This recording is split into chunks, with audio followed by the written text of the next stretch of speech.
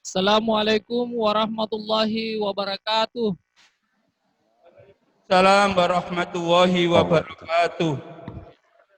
Baik, alhamdulillahirabbil alamin. Wassalatu wassalamu ala asyrafil anbiya'i wal mursalin wa ala alihi wa sahbihi ajmain. Amma ba'd. Yang kami hormati Bapak Hakim Tinggi Pengadilan Tinggi Agama Makassar, selaku Hakim Tinggi Pembinaan dan Pengawasan Daerah. Yang saya hormati Bapak Ketua Pengadilan Agama Sidrap dan Ketua Pengadilan Agama Sengkang. Yang saya hormati Bapak Wakil Ketua Pengadilan Agama Sidrap dan Pengadilan Agama Sengkang. Dan saya hormati Bapak Ibu Hakim yang menghadiri telekonferensi. Yang saya hormati Bapak dan Ibu sebagai panitera dan sekretaris Pengadilan Agama Sidrap dan Sengkang. Yang saya hormati Bapak Ibu seluruh karyawan-karyawati atau pejabat struktural dan fungsional yang mengikuti telekonferensi pada hari ini. Perlu kami sampaikan bahwa acara ini dilangsungkan berdasarkan surat dari Bapak Direktur Jenderal Badan Peradilan Agama pada bulan April, dan kami telah mengeluarkan jadwal sejak bulan Mei yang lalu. Jadi Bapak Ibu, kami mengharapkan sebenarnya partisipasi aktif dari Bapak Ibu seluruh Satker. Hari ini rencananya kami akan mengadakan telekonferensi dengan atau binwas dengan 3 PA, yaitu Pengadilan Agama Sidrap, Sengkang dengan Parepare. Namun sampai saat ini PA Parepare belum bergabung. Jadi jadwal tersebut sebenarnya sudah lama kami publish di website. Jadi sambil kita mulai, kita masih menunggu dari PA Parepare untuk bergabung. Baik, Bapak Ibu, perlu juga kami beritahukan bahwa acara ini kami rekam dan kami upload ke channel YouTube PTA, dan ini akan dipantau oleh Bapak Direktur Jenderal Badan Peradilan Agama Mahkamah Agung RI. Baik, Bapak Ibu, sebelum memulai lebih lanjut, mari kita bersama-sama membuka acara ini dengan bersama-sama membaca basmalah. Bismillahirrahmanirrahim. Baik, Bapak Ibu, terima kasih.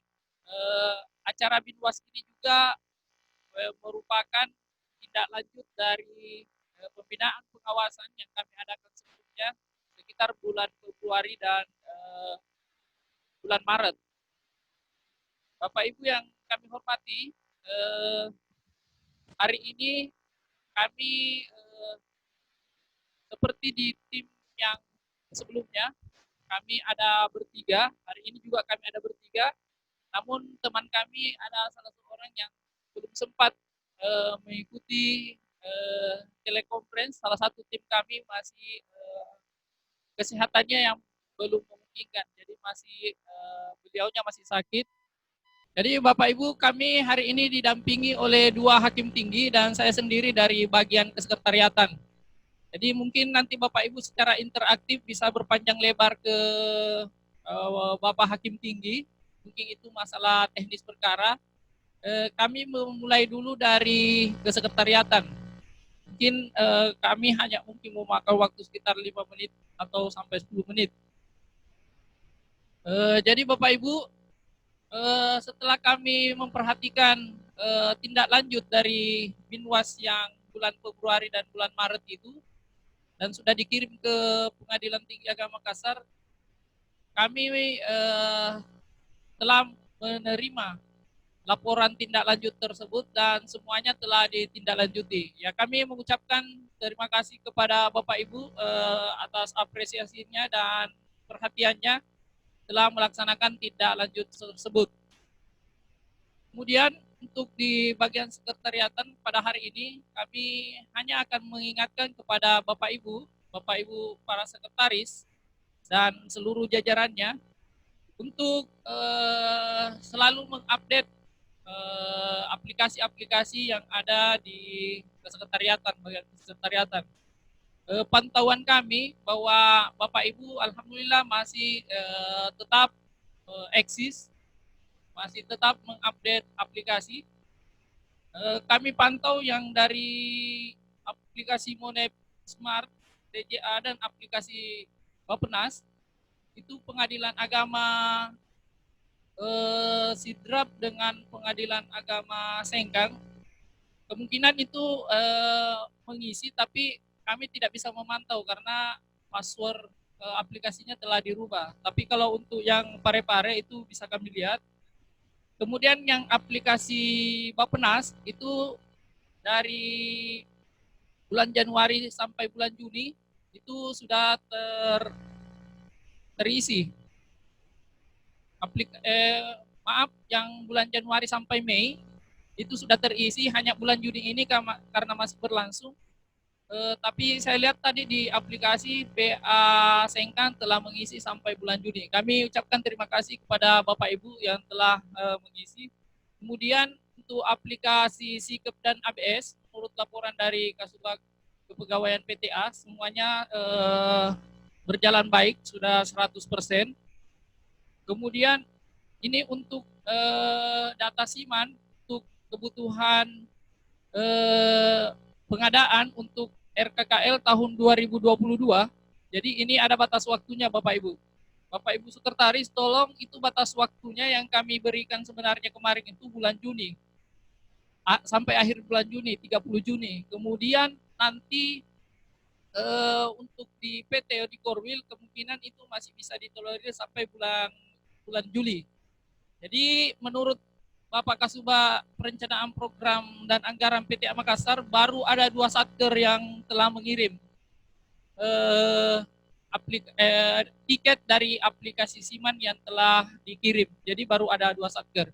Dan mohon kepada Bapak Ibu untuk PA Sengkang dengan Sidrap untuk segera mengirim laporan aplikasi dari Siman tersebut. Kemudian Bapak Ibu Sekretaris juga, dan untuk diperhatikan oleh Bapak Pimpinan bahwa sementara ini kita persiapan untuk menghadapi yang pertama ZI bagi satker yang akan mengajukan ZI, kemudian yang kedua yaitu surveillance APM. Jadi kami mengingatkan kembali di sini Bapak Ibu untuk mencicil eviden-eviden yang akan kita gunakan nanti sebagai kelengkapan dalam menghadapi APM dengan ZI. Kemudian info terakhir kepada Bapak Ibu di bagian kesekretariatan bahwa pada hari ini Mahkamah Agung telah mengupload Renstra 2020-2024. Jadi Renstra pada hari ini di website Mahkamah Agung telah di-upload. Inilah Renstra sebagai acuan bagi satker di bawahnya dari tingkat banding sampai dengan tingkat pertama. Jadi per hari ini Bapak Ibu sudah dapat membuat Rensa berdasarkan acuan dari Renstra Mahkamah Agung 2020-2024. Karena kemarin dokumen sakit yang kita kirim itu hanya berupa rancangan. Jadi berupa rancangan itu karena hanya untuk melengkapi dokumen sakit yang tahun ini, tapi karena Mahkamah Agung telah mengeluarkan Renstra yang baru yaitu 2020-2024, maka otomatis satker-satker yang di bawahnya, satker tingkat banding dan tingkat pertama harus membuat ulang Renstra 2020-2024. Jadi itu bukan rancangan lagi. Inilah informasi yang terbaru yang kami dapat dari website. Mungkin untuk sekedar awal dari kami di bagian kesekretariatan, nanti kalau Bapak Ibu ada yang ingin dipertanyakan atau ada interaktif, ranking kita akan adakan nanti setelah pembinaan dari Bapak Hakim Tinggi. Kepada Bapak dengan hormat kami persilakan. Terima kasih. Assalamualaikum warahmatullahi wabarakatuh. Waalaikumsalam warahmatullahi wabarakatuh. Bapak Ibu Ketua Pengadilan Agama Sengkang, Parepare dan Sidrap, dan Bapak Ibu para peserta telekonferensi. Kami dari Hakim Tinggi Pembina dan Pengawas Pengadilan Tinggi Wilayah PTA Makassar pada hari ini ditugaskan untuk menyampaikan pembinaan terkait dengan permasalahan teknis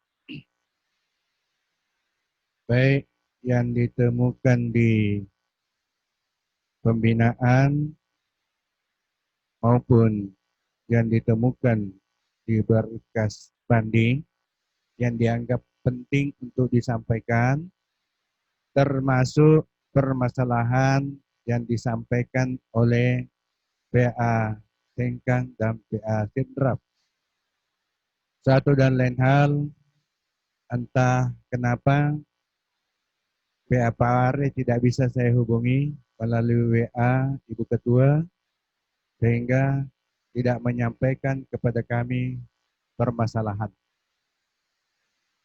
Meskipun demikian, kalau memang waktu memungkinkan, nanti kita akan buka session pertanyaan atau tanya jawab.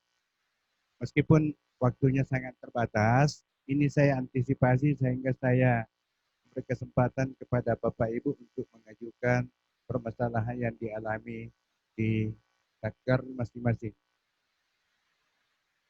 Alhamdulillah, seperti disampaikan tadi, bahwa laporan tindak lanjut kami sudah terima, kami sudah baca. Namun, ada sedikit penegasan dari kami bahwa hasil pembinaan dan pengawasan berupa temuan yang ada kaitannya dengan berita acara dan putusan, tolong lain kali jangan dirubah, jangan diperbaiki, karena itu hanya jadi petunjuk ke depan. Kenapa Bapak Ibu itu berita acara dan putusan itu tidak bisa dirubah, nanti bermasalah ke depannya. Itu saja Bapak Ibu. Jadi pada kesempatan ini kami menganggap bahwa semua hasil-hasil temuan dan tindak lanjut dianggap tidak ada masalah lagi. Namun demikian, masih ada hal-hal yang kami temukan di berkas banding, ditambah dengan permasalahan yang dikirim dari PA Sengkang dan PA Sidrap. Itulah yang menjadi tema pembahasan kita hari ini. Ditambah lagi nanti kalau memang ada permasalahan yang mau dipertanyakan. Baik Bapak Ibu, untuk singkatnya saya memulai sesuai dengan hasil temuan kami selaku Hakim Tinggi Pengadilan Tinggi Agama Makassar pada berkas banding. Namun sebelumnya perlu penegasan kembali bahwa setiap membuat berita acara maupun putusan supaya dipertimbangkan tentang legal standing pihak, dalam hari ini memeriksa identitas pihak. Itu dituangkan di dalam berita acara sidang dan putusan. Ini teman-teman saya lihat di daerah sudah ada yang melaksanakan, tapi ternyata di berkas banding masih ada yang tidak mencantumkan itu. Kemudian selanjutnya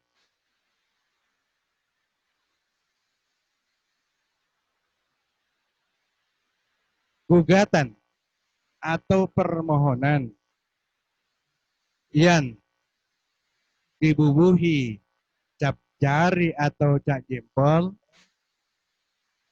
tahun 2020 kami masih temukan itu tidak sesuai dengan petunjuk bagaimana caranya supaya cap jempol atau cap jari itu bisa dianggap sebagai tanda tangan.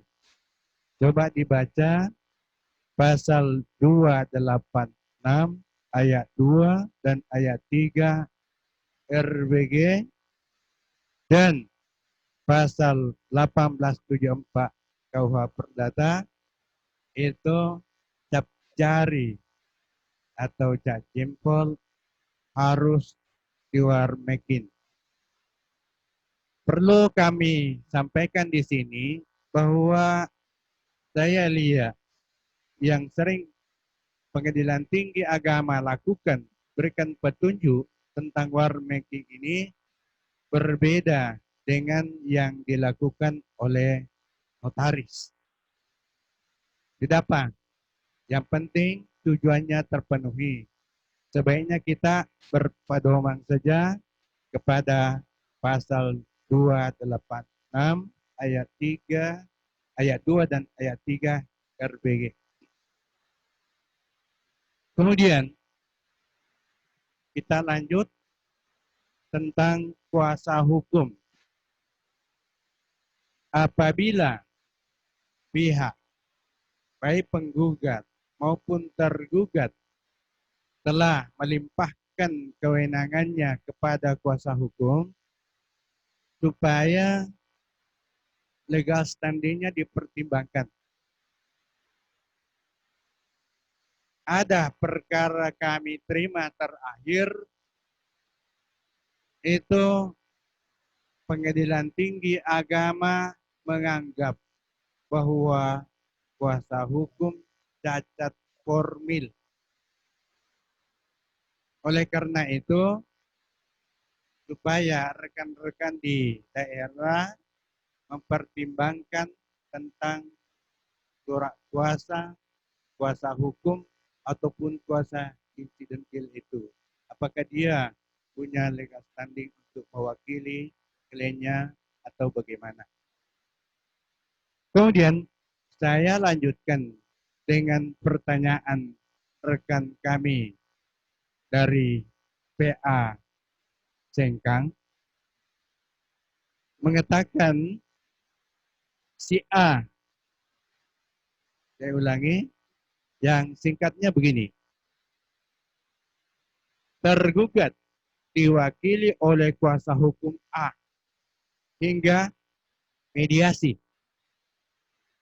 Pada tahap jawaban, tergugat diwakili oleh kuasa hukum B. Pertanyaannya, apakah surat kuasa itu bisa dicabut secara sepihak? Boleh. Jawabnya boleh. Jadi kuasa hukum yang diterima sekarang adalah kuasa hukum B. Tetapi ingat kembali bahwa surat kuasanya itu harus dipertimbangkan tentang legal standingnya. Jadi bagaimana dengan kuasa A tadi? Ya sudah. Bagaimana kalau kuasa A keberatan? Mereka ada hak yang namanya hak retensi. Jadi kuasa hukum A punya hak retensi, tapi tidak punya hak untuk menggugat tentang pencabutan di pihak itu. Apa yang dimaksudkan dengan hak retensi itu? Misalnya dia berhak menahan milik pemberi kuasa kepadanya, seperti misalkan seandainya kemarin itu dikasih alat-alat bukti, dipegang aslinya, dia punya hak itu untuk menahan itu. Tentu ada prosedurnya lain lagi, tidak dibahas di tempat ini. Itu mengenai surat kuasa. Kemudian kita masuk ke mediasi. Ada pertanyaan yang mengatakan, apakah gugatan rekompensi yang telah muncul kemudian harus dimediasi juga, padahal sudah dilakukan mediasi pada gugatan perceraian? Jawabnya singkat, tidak perlu. Menurut yang saya pelajari dari guru saya, bahwa ada dua hal yang tidak perlu dimediasi, yaitu rekompensi dan intervensi. Mungkin sudah jelas. Kemudian terkait dengan alat bukti, ini ada kaitannya dengan berkas perkara banding dan pertanyaan rekan dari pengadilan agama setempat.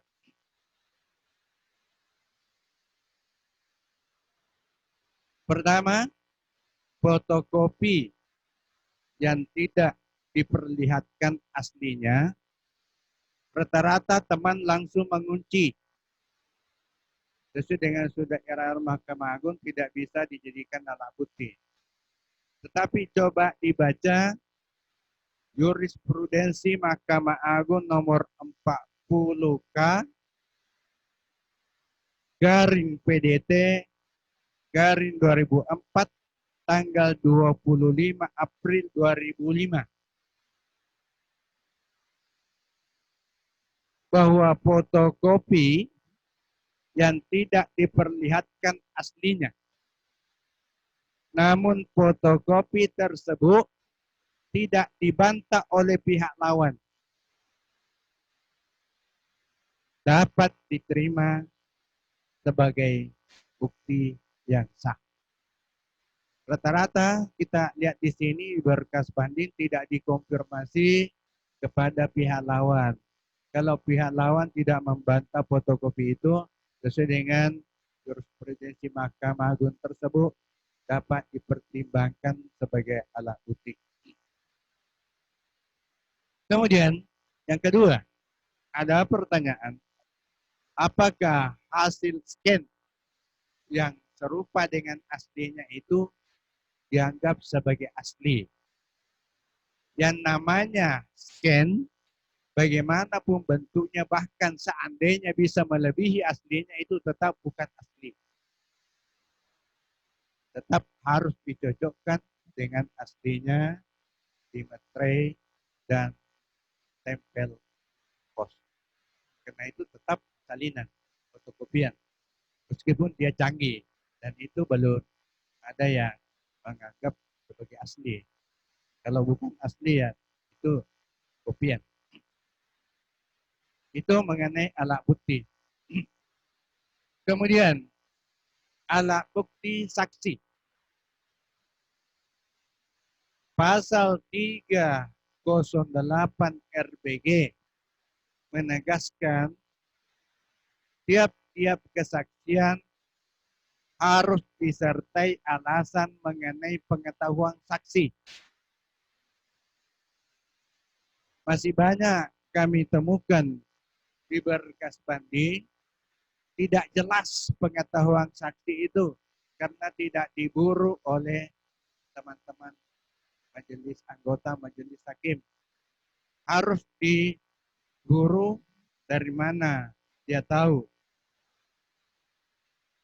Kemudian untuk memudahkan nanti membuat menyusun putusan, termasuk membantu kami di sini di Pengadilan Tinggi Agama, setiap kesaksian yang terkait dengan harta atau objek sengketa supaya disebutkan objek sengketa mana yang saudara saksi maksudkan supaya langsung. Karena kemarin ini kami dapatkan perkara menyebutkan nama gelar tanah tapi tidak menyebut objek sengketa mana yang dimaksud. Setelah dikaitkan dengan gugatan, di sana gelar tanah itu lebih dari satu.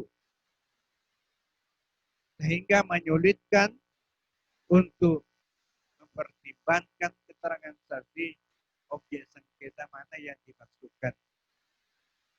Jadi tolong sekali lagi, setiap ditanya saksi tentang pengetahuannya terkait dengan objek sengketa, disebutkan objek sengketa mana yang dimaksudkan, utamanya menyangkut tanah.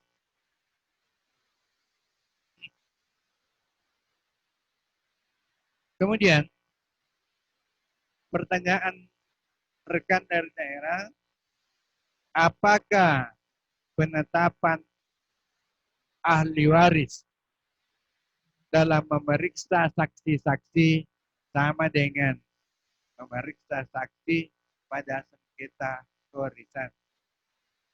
Kami perlu menyampaikan bahwa penetapan ahli waris itu adalah menetapkan status.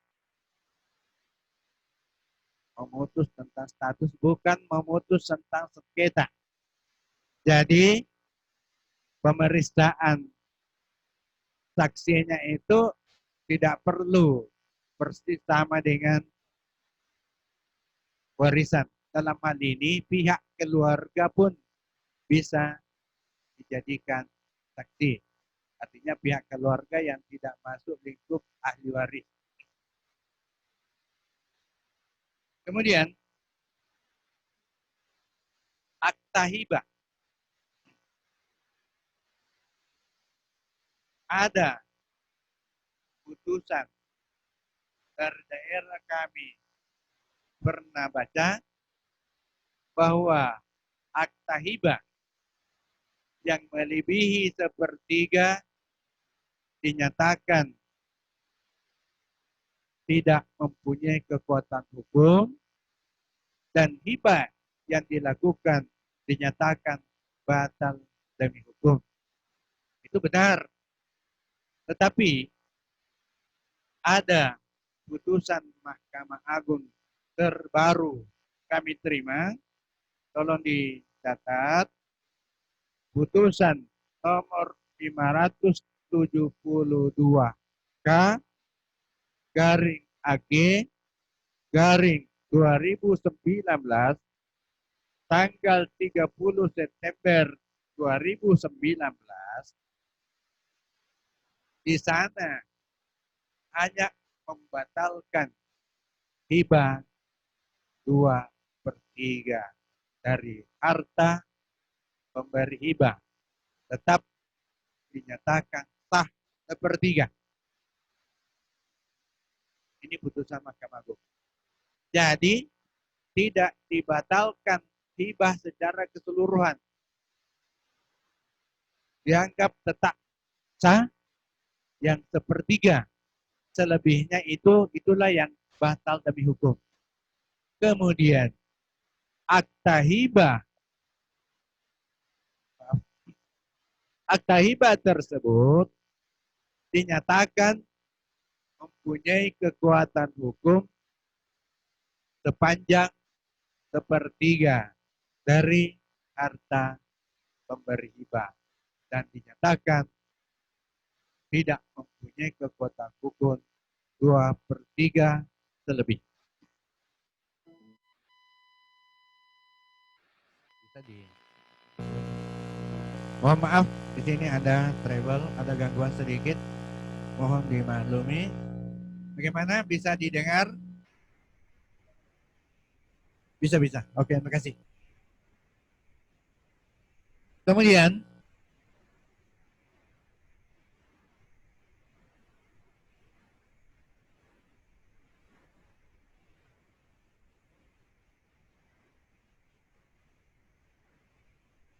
Saya lanjut ke mut'ah. Kami masih temukan bermacam-macam caranya teman menghitung mut'ah ini di Pengadilan Tinggi Agama. Kita sepakat bahwa untuk menetapkan jumlah mut'ah itu mengacu kepada pendapat Abu Zahra. Dihitung 1 tahun nafkah. Kita kan sudah hitung nafkah yang layak sesuai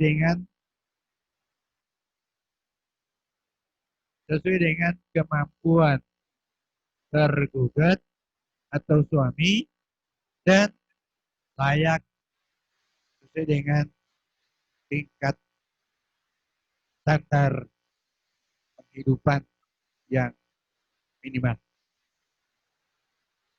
Teman-teman biasanya tidak punya acuan di dalam menetapkan mut'ah ini. Ini hanya himbauan saja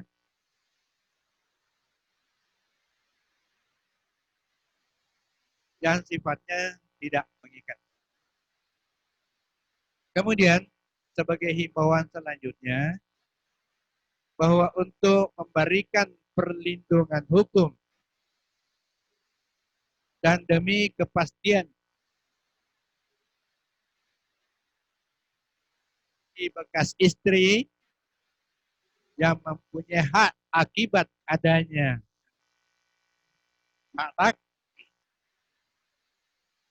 maka dicantumkan di dalam putusan untuk membayar nafkah tersebut sebelum mengucapkan ikrar talak. Ini sudah banyak teman yang lakukan tapi masih ada yang tidak. Ini pedomannya SEMA nomor 1 tahun 2017 tentang rumusan hukum Kamar Agama huruf C dan angka 1. Junto Perma nomor 3 tahun 2017 tentang pedoman mengadili perkara perempuan berhadapan dengan hukum. Jadi saya lanjutkan tentang dispensasi kawin.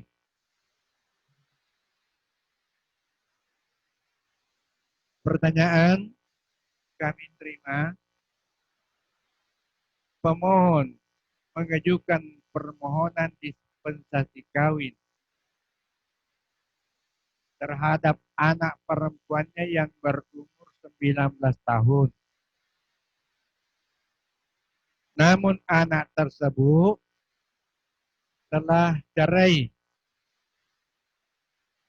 dan ingin menikah lagi dengan laki-laki lain, sedangkan anak perempuan tersebut belum mencapai umur 19 tahun.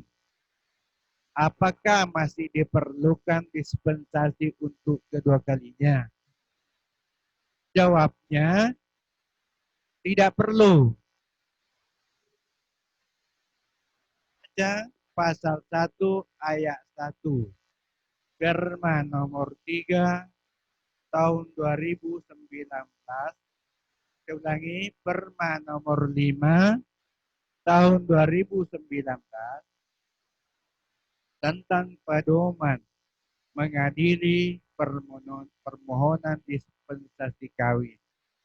Di sana disebutkan anak adalah orang yang belum berusia 19 tahun atau belum pernah kawin menurut peraturan perundang-undangan. Tadi kan sudah kawin menurut peraturan perundang-undangan, sudah ada dispensasi. Berarti dia sudah tidak termasuk anak dan tidak perlu dispensasi kawin lagi.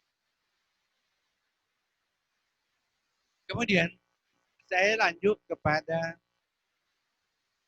eksekusi uang. minta bantuan dengan narasumber di samping kami. Ada gangguan.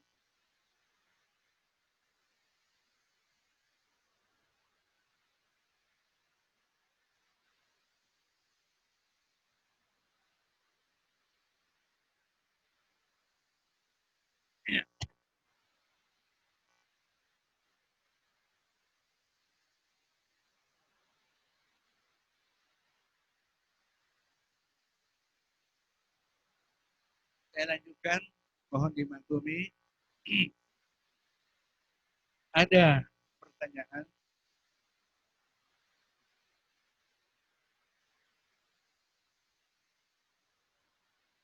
Bagaimana mengeksekusi? Ini kesimpulannya saja, saya tidak bisa baca karena saya ini yang gangguan. Bagaimana mengeksekusi uang yang ada di bank atau di mana saja yang sebelum eksekusi dilakukan, pihak tereksekusi sudah mencairkan habis uang itu, sudah diambil. Bagaimana jalan keluarnya? Kita tidak mau tahu kenapa bisa diambil, apakah memang tidak bisa, itu persoalan lain. Bagaimana mengeksekusi supaya pihak pemohon eksekusi ini tidak hampa, tidak menang di atas kertas. Kami berikan petunjuk bahwa ini pernah kami lakukan di satu tempat di daerah, mungkin akhirnya gagal. Disuruh cari para milik termohon eksekusi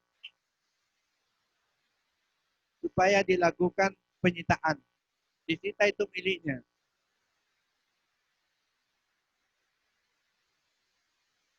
Kalau sudah dilakukan penyitaan, ya akan dilelang untuk menutupi uang yang mau dieksekusi itu. Itu petunjuknya saja.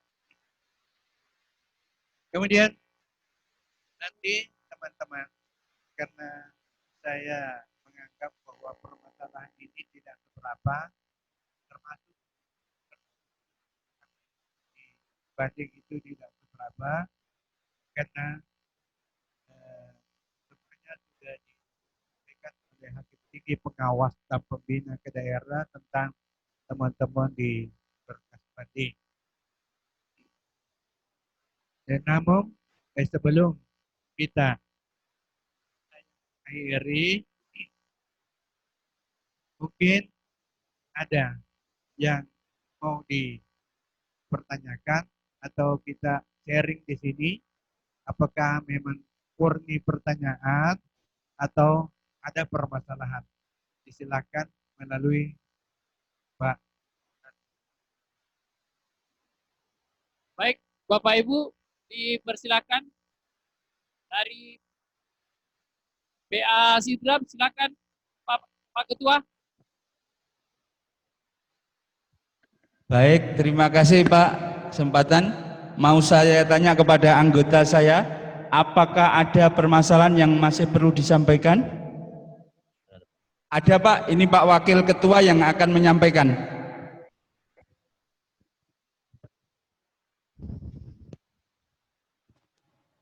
Pertama-tama kami ucapkan terima kasih atas pembinaan yang dilakukan oleh Hakim Tinggi terkait ada 13 persoalan tadi permasalahan. Namun pas tadi yang permasalahan yang terakhir, yakni eksekusi terkait uang di bank itu pas hilang suaranya Pak. Jadi kalau bisa dijelaskan ulang, karena kami di sidap tidak dengar itu solusinya. Terus yang bagian sekretariat tadi dijelaskan bahwa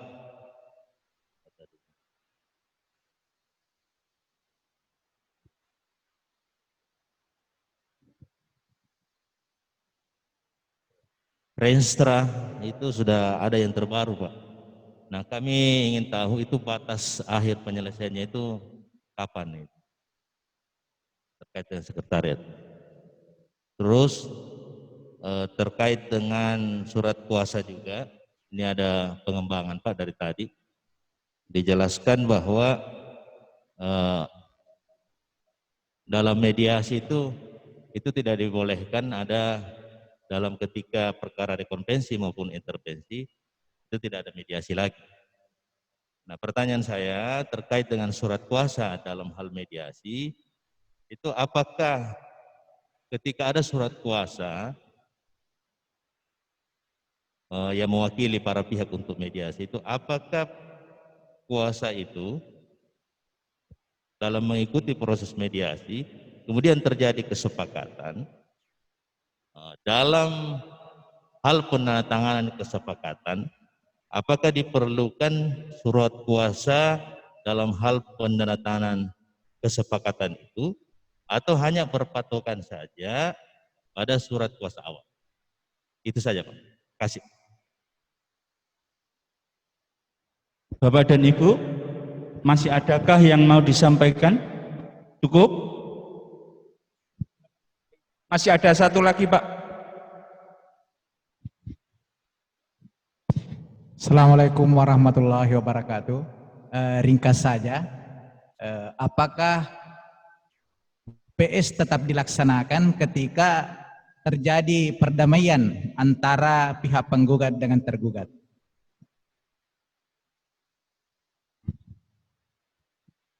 Baik, Pak, ini cukup dari sidrap untuk tahap awal. Terima kasih.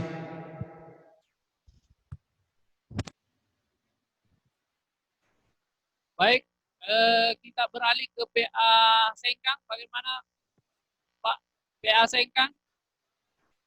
Ada Silakan, Pak. Silakan, Ya, Pak. ada. Ya. Bismillahirrahmanirrahim. Assalamualaikum warahmatullahi wabarakatuh. Bapak Hakim Tinggi Pengawas yang saya hormati, menyimak apa yang disampaikan tadi, ada dua hal yang ingin saya pertanyakan. Yang pertama menyangkut masalah surat kuasa secara sepihak. Tadi Bapak menjelaskan bahwa kuasa secara sepihak itu bisa dicabut secara sepihak. Itu kami sepaham. Yang menjadi pertanyaan bagi kami bahwa terkadang kami menemukan surat kuasa dalam hal ini dari pengacara, bahwa di situ ada klausul yang menyatakan bahwa surat kuasa ini tidak bisa dicabut tanpa ada persetujuan daripada penerima kuasa. Itu mengacu pada KUH Perdata. Karena sudah diperjanjikan lebih awal. Yang kedua, tentang war making. Tadi Bapak mengatakan bahwa masih banyak tidak seragam dengan penggunaan daripada pencatatan war making. Ini barangkali memang perlu ada keseragaman, bahwa jangan sampai kita ada salah paham tentang adanya war making. Karena di situ ada beberapa tingkatan termasuk legalisasi, war making dan legalisir, itu masing-masing punya nilai yang berbeda. Kemudian seperti misalnya dia bercap jempol. Ketika dia bercap jempol, dia bawa ke kantor, sudah dicap jempol di luar, lalu dibawa ke kami, berarti bahasanya itu adalah war making menurut kami. Kemudian jika misalnya legalisasi, tentu dibuat di hadapan pejabat yang berwenang dalam hal ini panitra selaku pejabat umum. Jadi saya kira untuk sementara sekian. Assalamualaikum warahmatullahi wabarakatuh. Waalaikumsalam warahmatullahi wabarakatuh. Masih ada tambahan? Assalamualaikum warahmatullahi wabarakatuh. Terima kasih atas pembinaan yang diberikan kepada kami.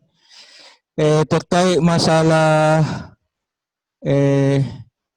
dispensasi kawin yang janda, tapi pada saat akan menikah lagi umurnya belum cukup. Sebagaimana penjelasannya tadi bahwa tidak perlu dispensasi yang kedua kalinya karena sudah dewasa dengan adanya perkawinan. Namun masalahnya di KUA, di aplikasi pencatatan di KUA itu kadang-kadang tidak menerima masalah kalau umpamanya tidak cukup umur. Jadi KUA biasa masih meminta dispensasi kawin dari pengadilan agama, karena tidak bisa terupload masuk dalam aplikasi pencatatan nikah di KUA. Ini mohon petunjuknya. Terima kasih. Assalamualaikum warahmatullahi wabarakatuh. Terima kasih atas kesempatan yang diberikan. Akhir-akhir ini ada putusan Mahkamah Agung. Kalau saya lupa nomornya, di putusan Mahkamah Agung itu mengatakan bahwa pihak-pihak dalam berperkara, khusus yang lebih waris, tidak perlu dimasukkan, semua ahli waris tidak perlu dimasukkan pihak, cukup disebutkan dalam posita. Ini kalau kaitannya dengan SEMA nomor 1 tahun 2017, di situ dijelaskan semua pihak, semua ahli waris harus didudukkan sebagai pihak. Ini kalau saya tidak salah putusannya 2020 apa 2019. Jadi ada dua pertentangan, mana yang saya pedomani, apa cukup disebut saja dalam posita ataukah semua ahli waris didudukkan sebagai pihak. Untuk sementara, Assalamualaikum. Cukup. Baik, terakhir kami berikan kesempatan kepada PA Parepare. Barangkali masih ada permasalahan, silakan Pak PA Parepare.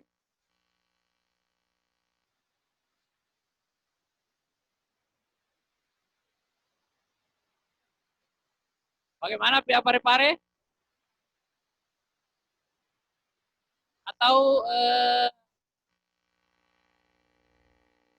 ya nanti mungkin sambil lalu. Jadi Bapak Ibu terkait dengan pertanyaannya tadi dari PA Sidrap dengan PA Sekang, di sini kami menjawab dari PA Sidrap yang berkaitan tadi dengan kesekretariatan. Jadi sehubungan dengan telah teruploadnya Renstra Mahkamah Agung sebagai acuan, di website tersebut tidak ada penjelasan surat mengenai batas waktu untuk kita membuat, Pak. Jadi Renstra tersebut adalah merupakan acuan bagi kita, turunan di bawahnya pengadilan tingkat banding dengan pengadilan tingkat pertama untuk membuat Renstra seperti Mahkamah Agung, acuan Mahkamah Agung tersebut. Jadi kalau Pak Wakil Ketua PA tadi bertanya tentang batas waktunya, itu sebenarnya secepat mungkin, Pak. Jadi kalau misalnya nanti ada penilaian misalnya APM atau SETI yang menanyakan hal tersebut, seharusnya kita sudah siap. Tapi karena Mahkamah Agung baru saja mengupload Renstra tersebut, jadi mungkin bagi kita Satker tahun ini harus sudah selesai juga, Pak. Jadi minimal akhir tahun 2020 karena Renstra tersebut adalah Renstra 2020-2024. Jadi di akhir tahun kita sudah mempunyai juga Renstra 2020-2024. Demikian penjelasan kami secara singkat, Pak, dari bagian kesekretariatan. Selanjutnya kami sampaikan kembali kepada Bapak Hakim Tinggi sebagai Hakim Tinggi Pembina Pengawas yang berkaitan dengan permasalahan teknis tadi. Baik. Baik, terima kasih. Saya lanjut saja. Saya ulangi kembali bahwa eksekusi uang yang ada di bank sebelum dieksekusi, tereksekusi atau termohon eksekusi sudah mencairkan atau mengambil semua uang itu. Bagaimana tindakan yang bisa ditempuh oleh pemohon eksekusi? Disarankan untuk mengajukan permohonan penyitaan terhadap barang milik tergugat atau termohon eksekusi.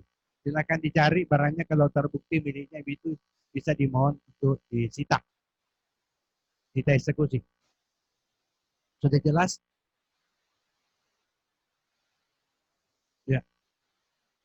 Kemudian surat kuasa mediasi. Apakah harus ada surat kuasa khusus untuk menandatangani perdamaian? Tidak perlu, karena di situ sudah dicantumkan diberi kuasa untuk melakukan perdamaian. Kemudian dari pihak Sidrap ini, apakah PS diperlukan apabila terjadi perdamaian? Jawab singkatnya, tidak perlu. Dia sudah berdamai kok. Apapun terjadi di sana, dia sudah damai. Tidak perlu kita yang turun tangan. Kemudian, pertanyaan dari PA Sengkang, kuasa yang dicabut, padahal secara sepihak, padahal di sana sudah ada klausula menyatakan tidak bisa dicabut secara sepihak. Ini perlu kita pahami, dibedakan surat kuasa umum dengan surat kuasa khusus. Kalau surat kuasa khusus itu tidak punya kekuatan itu yang mengatakan tidak bisa dicabut secara sepihak. Tidak berlaku untuk surat kuasa khusus. Memang berlaku tapi untuk surat kuasa umum. Kemudian cat jempol memang beda dengan legalisir biasa fotokopi dengan untuk mengambil salinan keperluan apa di sana. Tapi untuk jadi alat bukti punya kriteria. Kalau kita baca pasal 286 ayat 2 dan ayat 3 itu di sana harus pejabat.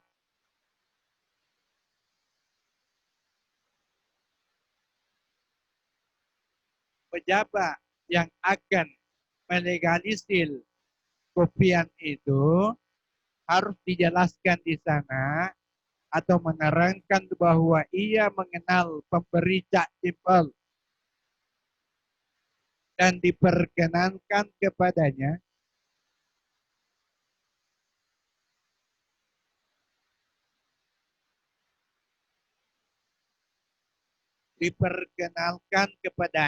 atau dibacakan isi akta. Kemudian dibubuhkan cat jempol. Bagaimana kalau dia sudah membubuhkan cat jempol di sana, baru sampai di kita ternyata tidak di warmarking, artinya cat jempol itu sudah ada, tinggal dipanggil pihak-pihak. Ini sudah terjadi kemarin di rekan kita PASK, dipanggil kembali, diperlihatkan apakah saudara.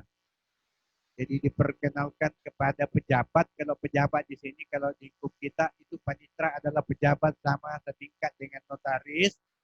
Diperkenalkan kepada pejabat bahwa ini pihak yang membubuhkan cat jempol. Baru ditanya, apakah cat jempol ini saudara yang bubuhkan? Kalau mengaku iya, itu dianggap terjadi ketika itu. Biar meskipun kemarin dibubuhi cat jempol itu. Apakah iya? Kemudian diperkenalkan isi akta itu, dijelaskan di warmarking itu. Itu yang membedakan dengan legalisir biasa. Kemudian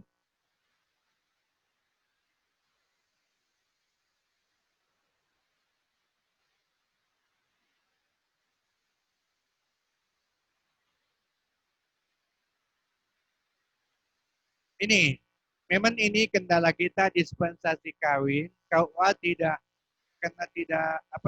dengan aplikasinya. Ini persoalan aplikasi. Jadi bukan lagi sudah di luar wilayah hukum acara, tapi ini sudah masuk ke ranah administrasi.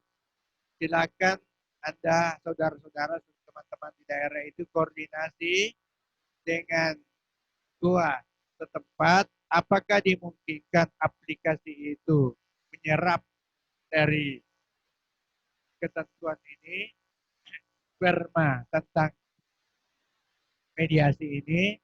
Kalau memang tidak bisa, apa boleh buat, kondisinya harus demikian, karena partner kerja kita di sana membutuhkannya, silakan dikondisikan. Tapi seandainya dianggap ini masalah serius, mungkin nanti dibawa ke PDA ini untuk kita bikin MOU dengan pihak Kementerian Agama, mungkin begitu. Dan untuk sementara sebagai pedoman teman di daerah, silakan koordinasi dengan pihak KUA bagaimana yang terbaiknya. Jangan ada kesalahpahaman di antara kita. Kemudian putusan Mahkamah Agung, pernah memang kami juga dari Pengadilan Tinggi Agama pernah membaca itu, tentang sama dengan tulisannya saudara kita Hakim Tinggi di mana ini Abdul Salam mengatakan waktu masih wakil di Sopeng, ada tulisannya dimuat di peradilan itu, bahwa gugatan kewarisan itu tidak perlu semua ahli waris dilibatkan. Cukup disebutkan di dalam amar putusan atau di diktum. Namun banyak putusan Mahkamah Agung juga kita temukan bahwa gugatan yang tidak melibatkan seluruh ahli waris itu di NO. Mungkin pertimbangannya ada. Tapi kalau kita mau coba-coba telusuri, ahli waris yang tidak dilibatkan sebagai pihak, tidak ada kekuatan, tidak ada upayanya, dia tidak bisa melakukan upaya hukum. Apakah dia mau banding, kasasi, atau bermohon eksekusi, sama sekali pasif. Jadi kita pilih, karena yang namanya putusan Mahkamah Agung masih bisa kita ada pilihan. Kami dari Pengadilan Tinggi Agama memilih pendapat terakhir yang disampaikan tadi.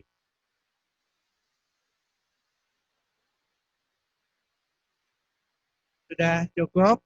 Atau masih ada tambahan? Bisa masih ada sebelum masuk waktu asar.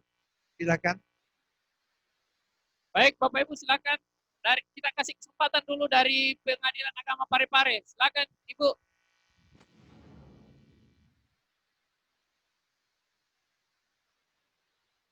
BA Parepare tidak terdengar suaranya. Mohon di Zoom-nya, di aplikasinya jangan di-mute.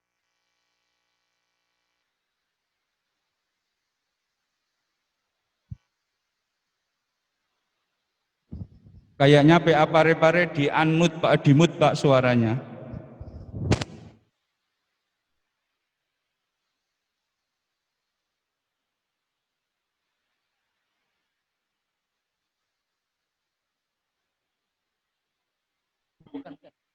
Oke, iya, makasih.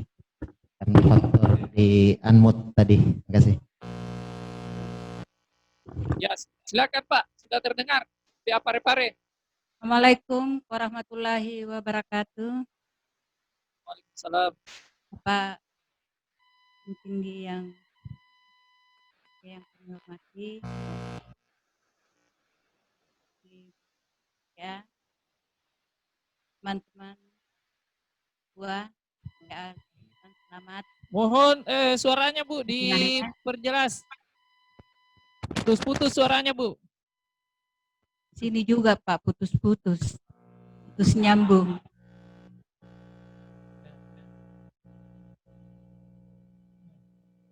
Ya silakan, silakan Bu. Halo. Ya silakan Bu, sudah terdengar Bu, silakan. Sebelumnya saya mohon maaf kepada Bapak Hakim yang mulia atas komunikasi. Jadi katanya tidak nyambung, tidak ada komunikasi. Saya mohon maaf. Saya juga tidak ada tidak nyambung. Ibu yang saya hormati, bahwa ada pertanyaan masalah surat kuasa. Ini surat kuasa IKOR, di mana kita ketahui bahwa surat kuasa IKOR itu di antara persoalannya itu harus terverifikasi dari pengadilan tinggi. Jadi kalau dia menjadi anggota IKOR, dia harus keanggotaannya harus terverifikasi dari pengadilan tinggi. Permasalahan, kadang mereka memang berpartai mengajukan di dalam surat kuasa, tapi di antara kuasa itu ada yang tidak terverifikasi. Jadi apakah kuasa ini dikeluarkan hanya di berita acara atau kita suruh mengulang ini surat kuasanya, karena di surat kuasa tadi itu berpartai bahwa tapi diantaranya itu ada yang tidak terverifikasi surat kuasa. Jadi itu yang pertama. Yang kedua, ini mungkin di permasalahan teknis, karena ini sangat-sangat mengganggu atau masalah pendaftaran IKOR. Kuasa itu khususnya kalau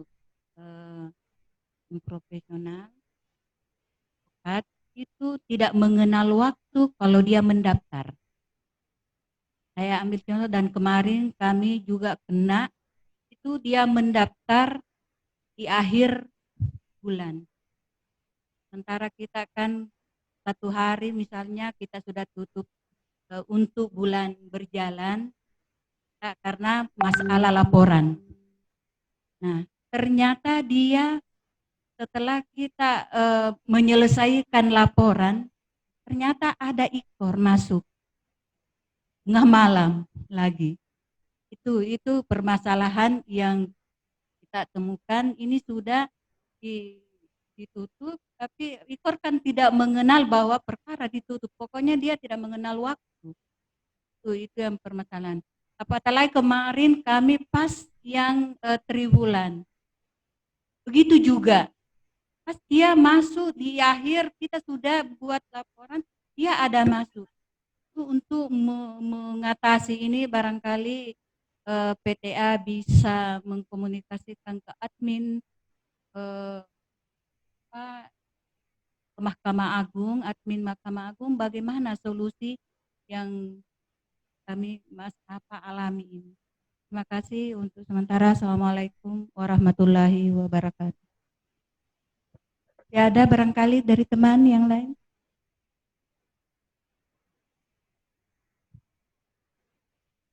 Ya, kalau untuk sementara mungkin cukup Bu. Dari PA Sidrap tadi ada?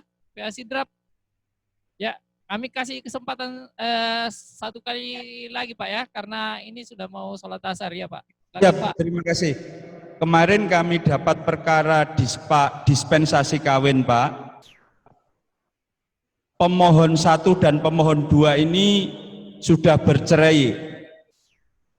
Lalu pemohon 1 ayahnya tersebut tidak mau, ternyata dia lalu tidak mau. Pertanyaannya Pak, apakah bisa permohonan dispensasi kawin dikumulasi dengan wali adol? Karena si perempuan ini tidak dapat wali nantinya. Mungkin itu Pak tambahannya.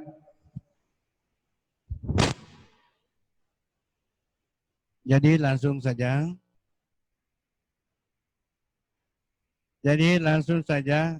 Saya jawab. Surat kuasa IKOR. Ternyata kalau saya tidak salah tangkap, ada salah seorang kuasa yang tidak terverifikasi di PT. Apakah harus dikeluarkan saja atau dibiarkan lanjut? Jawabnya begini, kan ini surat kuasa itu kalau saya tidak salah tangkap, kuasanya itu terdiri lebih dari satu orang. Lebih dari satu orang.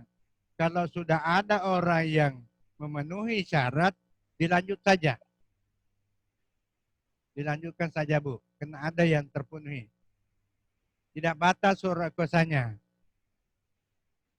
Tetap lanjut saja. Karena kalau dikatakan harus dikeluarkan, berarti harus berubah keseluruhan. Mulai dari gugatan. Harus berubah semua kalau mengeluarkan. Ya Bu ya, lanjut saja Bu kalau ada yang begitu. Bagaimana Bu? Kemudian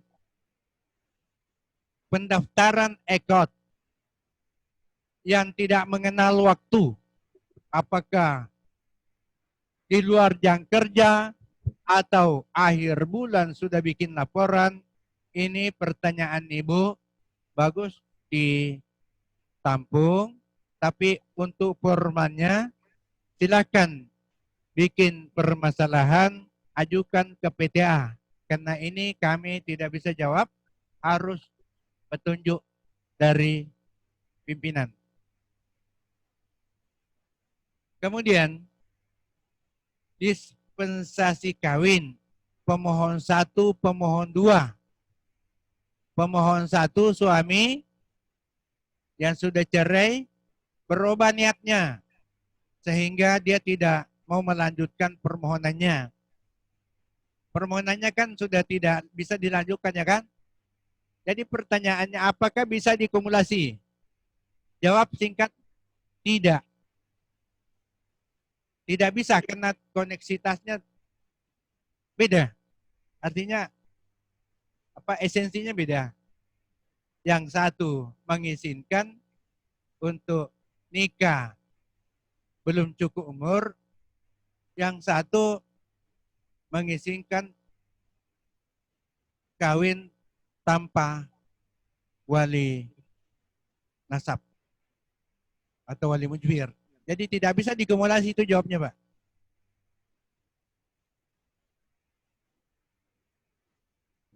Baik Bapak Ibu, kami rasa untuk hari ini kita sebelum ditutup masih ada yang mau disampaikan oleh beliau, ada penegasan. Silakan Pak. Ya, terima kasih sebagai penutup. Hanya ini sekedar saran dari kami. Saya lihat di mana-mana di PA ini ada masing-masing berlomba tentang PTSP. Bagaimana memodifikasi PTSP. Saya berharap sekali dari rekan-rekan dari PA Sengkal, Sidrap, dan Pare ini bagaimana menciptakan inovasi pelayanan PTSP ini mulai dari busana, kostum, busana, pihak-pihak yang ditugaskan di sana. Kalau bisa, Pak Ketua, Ibu Ketua, kalau bisa petugas PTSP kita berapa orang di sana itu dibelikan pakaian khusus. Yang di sana dimasukkan ciri khas daerah masing-masing. Kemudian petugas PTSP ini sedapat mungkin di DDTK dengan bahasa yang sama. Ada bahasa-bahasa pembuka, dan itu ada ahlinya itu, supaya setiap PTSP sudah ada di benaknya itu apa dan dia lakukan. Bagaimana gerakannya menerima tamu, apa-apa yang harus disampaikan, dan tidak apa-apa yang tidak boleh disampaikan. Itu kalau perlu di DDTK khusus untuk itu. Tapi saran kami supaya Ibu Ketua, Pak Ketua belikan pakaian untuk petugas kita karena dia punya tanggung jawab dan tugas berat. Itu. Karena disitulah mulai wajah pertama pengadilan. Wajah pertama kita di situ. Untuk menampakkan pelayanan prima terhadap pencari keadilan. Barangkali itu sekedar himbauan dari kami, ini hanya sekedar himbauan saja. Dan saya pikir-pikir ke depan mungkin ini nanti akan diperlombakan di wilayah PTA Makassar ini, bahkan di tingkat nasional. Karena saya lihat lomba-lomba semua ada mengupload itu bagaimana model petugas PTSP-nya. Ya, jadi saya usulkan kalau bisa dikasih ciri khas daerah masing-masing dan tidak meninggalkan ciri khas kita sebagai lembaga peradilan. Terima kasih. Baik Bapak Ibu sekalian, tentunya mungkin masih ada permasalahan atau pertanyaan-pertanyaan. Jadi untuk selanjutnya bisa berkomunikasi dengan beliau, baik itu permasalahan teknis ataupun non teknis melalui WA atau sambungan telepon langsung. Kami juga di kesekretariatan ada grup-grup WA di keuangan, di kepegawaian, dan di perencanaan. Baik, Bapak Ibu sekalian,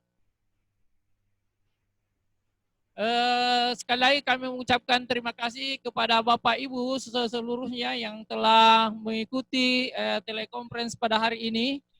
Tentunya dalam hal ini kami ada kekurangan. Kami mohon maaf apabila dalam pelaksanaan kegiatan ini ada hal-hal yang kurang berkenan bagi Bapak Ibu. Mari kita bersama-sama menutup kegiatan ini dengan bersama-sama membaca hamdalah.